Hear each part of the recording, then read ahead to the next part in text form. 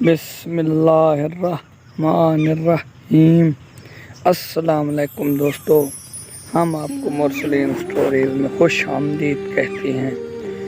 آدھی رات کا وقت تھا، ایک سایہ پولیس سے چھپتا چھپاتا ایک پرانے مکان میں داخل ہوا۔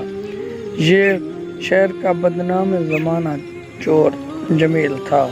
اس کی گرفتاری پر 25,000 روپے کا انعام مقرر تھا۔ تھوڑی دیر پہلے وہ سیٹھ عادل کے گھر میں چوری کی نیت سے داخل ہونا چاہتا تھا کہ گشت کرتی ہوئی پولیس نے اسے دیکھ لیا۔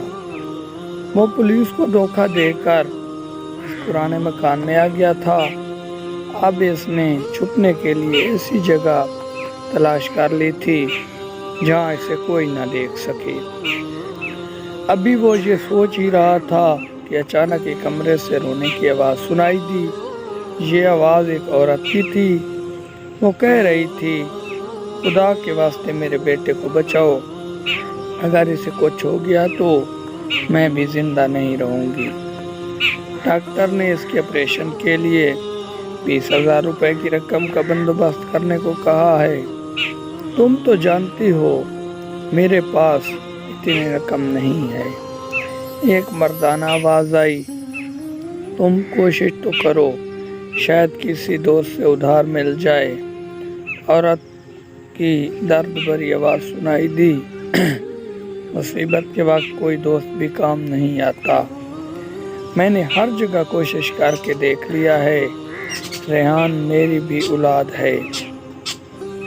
میں خود بہت پریشان ہوں، تم دعا کرو، شاید خدا سبب بنا دے۔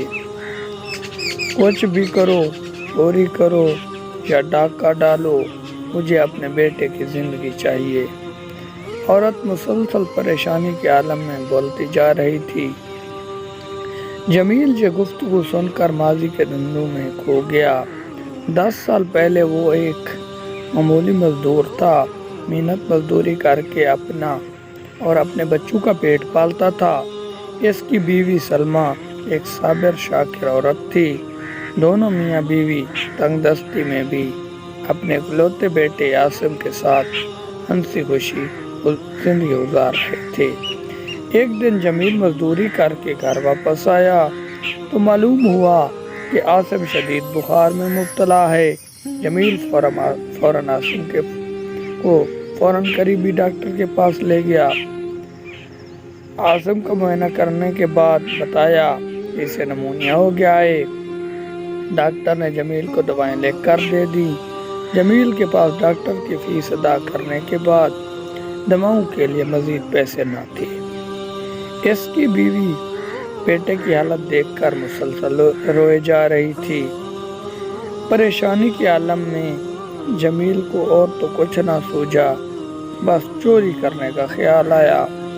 چوری کا ارادہ کر کے گھر سے نکلا۔ وہ ایک عالیشان کوٹھی میں داخل ہونا ہی چاہتا تھا کہ پولیس نے دیکھ لیا۔ وہ پولیس کی گرفت میں آئے بغیر سیدھا اپنے گھر دوسری طرف۔ اس کی بیوی سلمیٰ دیواروں سے سر ٹکرا کر خود کو لہولہان کر چکی تھی۔ جمیل نے اسے سنبھالنا چاہا مگر اسے چین نہ آیا۔ اس صدمے کی وجہ سے سلمیٰ کا بھی انتقال ہو گیا۔ جمیل کے لیے وہ لمحے انتہائی اذیت ناک تھے۔ اس نے پیسوں کے لیے غلط راستے اختیار کرنا چاہا تھا، شاید یہ اس عمل کی سزا تھی۔ اس وقت پولیس بھی اسے ڈھونڈتے ہوئے وہاں پہنچ چکی تھی۔ جمیل اب پولیس کی تحویل میں تھا۔ جمیل نے انہیں اپنی بے گناہی کا یقین دلانے کی کوشش کی اور پولیس کو بتایا کہ اس کے بیٹے کی بیماری کے علاج کے لیے اس کے پاس رقم نہیں تھی، اس لیے وہ یہ قدم اٹھانے پر مجبور ہوا۔ گرفتاری کے بعد جمیل کو صرف اتنی مہلت دی گئی کہ وہ اپنی آنکھوں سے بیوی اور بچے کو دفن ہوتا دیکھ سکے۔ اس موقع پر اس کے چند رشتہ دار اور محلے کے افراد بھی موجود تھے۔ ہر آنکھ اشک بار تھی لیکن کوئی بھی جمیل کی مدد نہ کر سکا۔ پولیس جمیل کو اپنے ساتھ لے گئی۔ عدالت میں جرم ثابت ہونے پر اسے 6 ماہ کی قید کی سزا سنا دی گئی۔ رہائی کے بعد بدقسمت جمیل پیشہ ور چور بن گیا۔ وہ یہ سوچ چکا تھا کہ چوری اور ڈاکے کو اپنا پیشہ بنائے گا اور اس طرح معاشرے سے انتقام لے گا، لیکن وہ ایسا نرم دل واقعہ ہوا تھا کہ اس نے آج تک کسی غریب کو تنگ نہیں کیا تھا۔ وہ امیروں اور وڈیروں کے گھر چوری کرتا تھا، اس لیے پیسے والے لوگ اسے ہمیشہ خوفزدہ رہتے تھے۔ پولیس نے اس کی گرفتاری کے لیے 25,000 روپے انعام مقرر کیا تھا، مگر وہ ابھی تک گرفتار نہیں ہوا تھا۔ جمیل جب خیالوں کی دنیا سے واپس آیا تو اس نے کمرے کے دروازے پر دستک دی۔ اندر سے دروازہ کھلا۔ کمرے میں موجود میاں بیوی اسے دیکھ کر خوف زدہ ہو گئے۔ پھر مد ہمت کر کے بولا، دروازہ تو بند تھا، تم آخر اندر کیسے آ گئے؟ تم کون ہو اور کیا چاہتے ہو؟ میں دیوار پلانگ کر اندر داخل ہوا ہوں، جمیل نے بتایا۔ تم تو کوئی چور یا ڈاکو ہو، لیکن ہمارے گھر میں تو کوئی قیمتی چیز موجود نہیں، عورت ڈرتے ہوئے بمشکل بولی۔ جمیل نے اپنے بارے میں سب کچھ بتا دیا۔ اب تو وہ زیادہ ڈر گئے۔ وہ تو پہلے ہی بیٹے کی بیماری کی وجہ سے پریشان تھے۔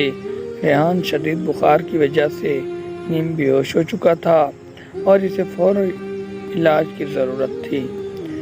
جمیل نے انہیں اپنی بیوی اور بیٹے کی موت کی ساری کہانی سنا دی۔ جمیل سے کچھ دیر باتیں کرنے کے بعد دونوں میاں بیوی کا خوف دور ہوا۔ دونوں کی کہانی ایک جیسی تھی۔ جمیل چاہتا تھا کہ ان پریشان حال میاں بیوی کی مدد کرے۔ وہ نہیں چاہتا تھا کہ ان دونوں میاں بیوی کی زندگی ایسے ہی تباہ ہو جیسے اس کی اپنی زندگی تباہ ہوئی تھی۔ یہ سوچ کر جمیل نے کہا، تم مجھے گرفتار کراؤ، میری گرفتاری پر 25,000 روپے انعام مقرر ہے۔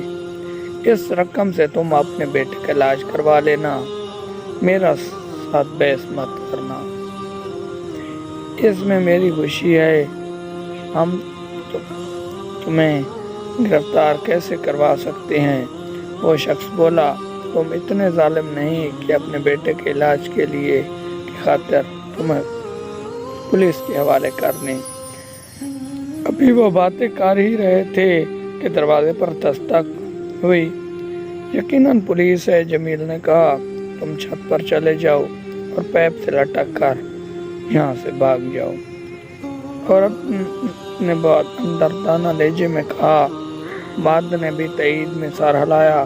جمیل نے اندر اجی طریق بادل چھٹ چکے تھے اور نیکی کا سورج اپنی پوری آب و تاب سے چمک رہا تھا۔ اس کے اندر کسی کے کام آنے کا جذبہ پوری طرح جاگ گیا تھا۔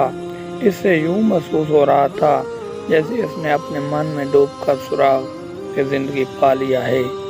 لہٰذا اس نے کمرے سے نکل کر باہر کا دروازہ کھول دیا۔ پولیس اندر داخل ہوئی اور اسے گرفتار کر لیا۔ پولیس نے ضروری کارروائی کے لیے اس مرد کو بھی ساتھ لے لیا۔ جمیل نے اپنے چپ رہنے کو کہا اور اعلیٰ افسروں کے سامنے فرضی کہانی سنا دی۔ ایک پولیس اہلکار نے مرد کا نام اور پتہ نوٹ کر لیا۔ اس مرد نے اپنا نام خالد بتایا تھا۔ جمیل کی جیب میں اس وقت 2,000 روپے موجود تھے۔ اس نے یہ رقم خالد کو دیتے ہوئے کہا کہ اس سے وہ اپنے بچے کا ابتدائی علاج کروائے اور انعام کی رقم ملتے ہی کسی اچھے ہسپتال میں لے جا کر دکھائے۔ جمیل کو عدالت سے سزا سنا کر جیل بھیج دیا گیا۔ کچھ دنوں بعد اس انعام کی رقم بھی خالد کو مل گئی۔ خالد نے اپنے بیٹے کو ہسپتال میں داخل کروایا دیا۔ یہاں مناسب دیکھ بھال اور علاج معالجے کے بعد وہ تیزی سے صحتیاب ہونے لگا۔ جمیل بہت خوش تھا کہ اس کی وجہ سے ایک گھر تباہی سے بچ گیا، ورنہ ہو سکتا تھا کہ جمیل کی طرح خالد بھی اپنے بیٹے کی زندگی बचाने के लिए कोई नाजायज तरीका इस्तेमाल करता और इसका हशर भी जमील जैसा होता और वो जुर्म के रास्ते पर चल पड़ता। खालिद और इसकी बीवी अपने मुस्लिम जमील को नहीं भूले थे। वो बाकायदगी से इसे मिलने जेल जाया करते थे। सेहतयाब होने के बाद रेहान भी इनके साथ होता था। जमील के मन की दुनिया मुकम्मल तौर पर तबाह हो चुकी थी। इसने सोच लिया था कि रिहा होने के बाद अपने हाथों से मेहनत मजदूरी करके हलाल रोज़ी कमाएगा और लोगों की खिदमत को अपना अवलीन फर्ज समझूंगा। इस वाक़े का खुलासा अल्लामा मोहम्मद इकबाल के शायर की सूरत में बखूबी किया जा सकता है। अपना मन में डूब कर आजा सुराग जिंदगी, तो अगर मेरा नहीं बनता ना बन, अपना तो बन। नाज़रीन, अगर हमारी वीडियो अच्छी लगी है तो वीडियो को लाइक कर दें और हमारे चैनल को सब्सक्राइब कर दें। मिलते हैं कल नई वीडियो के साथ। खुदा हाफिज़।